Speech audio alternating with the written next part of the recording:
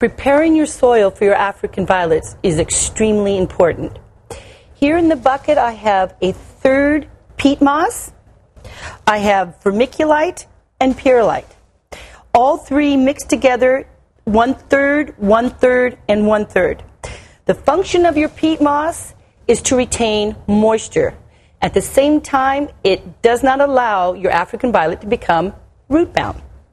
Your vermiculite and your perlite act as a good drainage material. Again, do not allow your African violets to sit in water.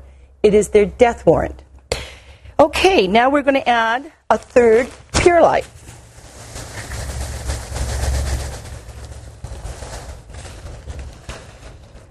A third vermiculite. And mix very well. Make sure that all your materials that you use are clean and sterile if possible.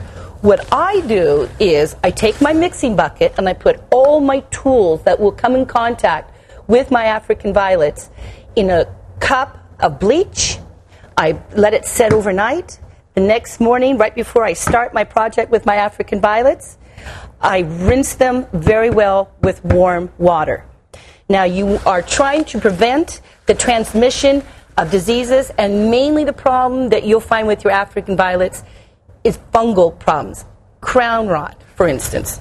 By mixing this well, by sterilizing and cleaning your instruments that touch your African violets, you will prevent a lot of common problems that people find in their African violets.